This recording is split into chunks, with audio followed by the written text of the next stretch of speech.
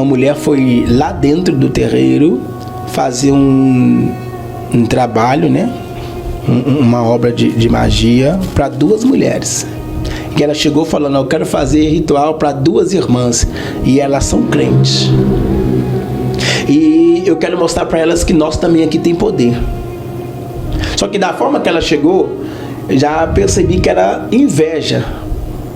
Então, foi aí que tudo começou, porque mesmo quando era inveja, papai nunca aceitou a gente pegar algum trabalho por inveja, porque por inveja a pessoa é ceifada mesmo, não tem brincadeira.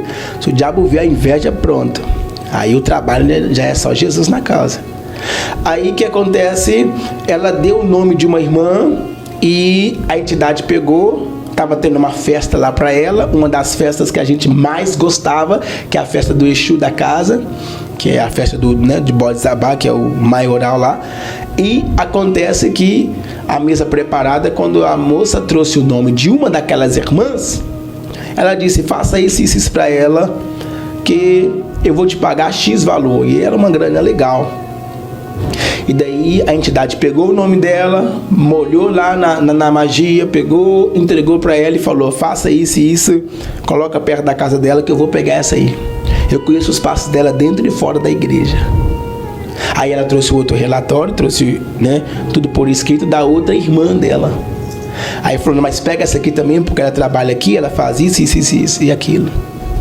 Só que quando a entidade pegou o nome daquela outra irmã, ela soltou e falou: não, leva esse nome embora, eu vou pegar só a outra. Só que naquele exato momento, isso me despertou uma curiosidade enorme. Porque eu cresci e vi 23 anos. Todos os nomes que chegavam na mesa deles, eles pegavam bruxaria, rebodum, não sei o que, isso aqui, entrega, pronto, o sacrifício era feito. Mas nesse nome ela não quis pegar. E eu percebi que teve alguma coisa errada ali. Eu falei: uapa, tem alguma coisa aqui estranha, não é possível isso. Aí eu perguntei: por que você pode tocar no fulano e na outra você não pode mexer? O que aconteceu? Aí ela me xingou de nomes feios lá e disse que não era da minha conta. E eu continuei oportunando aquela entidade. E ela foi e disse: sabe aquele rezador deles? Eu falei: não sei não, que rezador é esse? Ela disse assim: aquele livro deles lá, aquele livro de capa preta. Eu falei: sim, é a Bíblia, né? Sim, eu já vi, eles passam com a Bíblia na mão aí. Aí ela disse: sim, é aquele livro lá. Se eles fizerem o que lá está escrito, nós não podemos tocar neles. Aí eu: epa. Meu Deus. Eu falei: epa. Porque eu já li vários livros.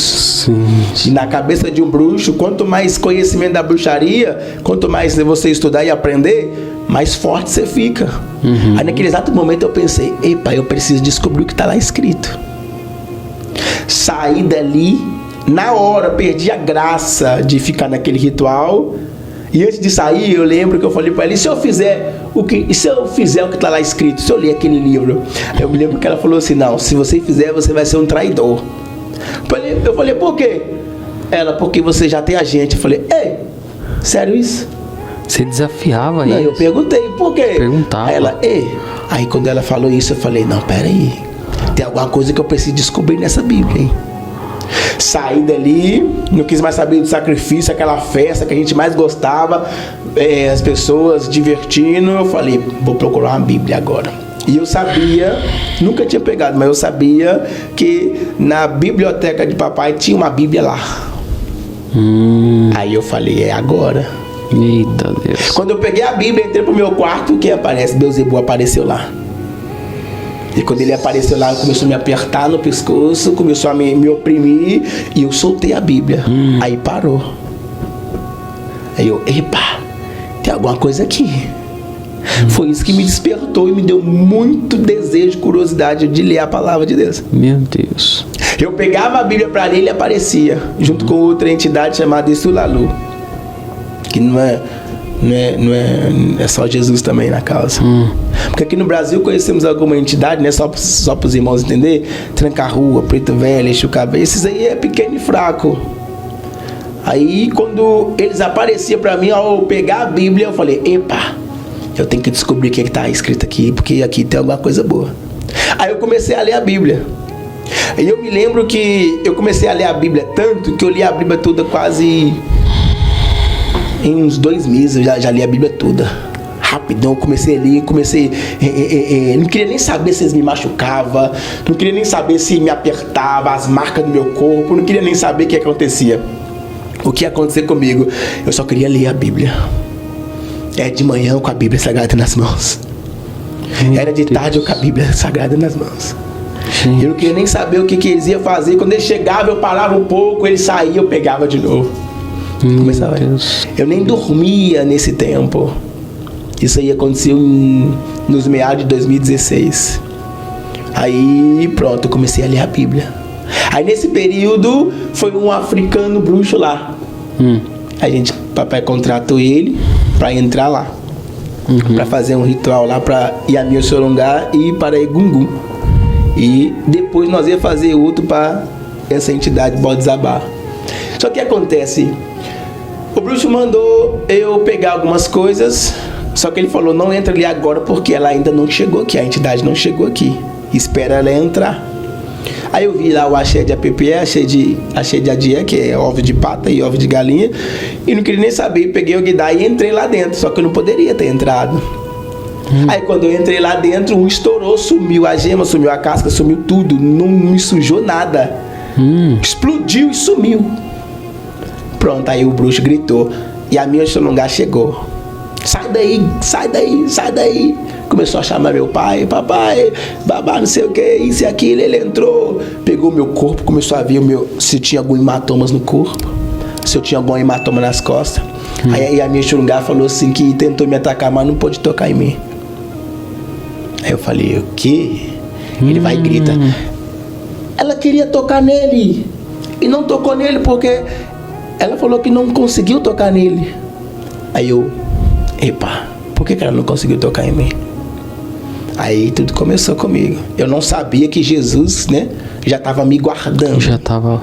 Aí ele foi e gritou, eu já vi na África bruxos caindo, morrendo quando desafia ela e entrar na casinha dela antes dela entrar. E ela tá me falando que não pode tocar nele. E começou a tocar o tambor, começou a gritar que papai tinha um menino de ouro em casa, que eu ia ser muito grande espiritualmente. Na minha ótica, eu pensava que eu seria um grande bruxo. Eu pensava, uau, você é um bruxo pesado. Só que eu não sabia que Jesus já tinha outro caminho para mim. Aí o que acontece? Nós fizemos os trabalhos lá, terminamos, eu tive que sair dali e terminou o trabalho para Egungun, pronto. Quando nós fomos fazer depois o trabalho para Bodzabá, que é Beelzebub, ele não apareceu. A mesa preparada para ele, o animal sacrificado para ele, nós esperando a confirmação, que é chamada de Alaf, nós esperando ele chegar, pronto, ele não veio.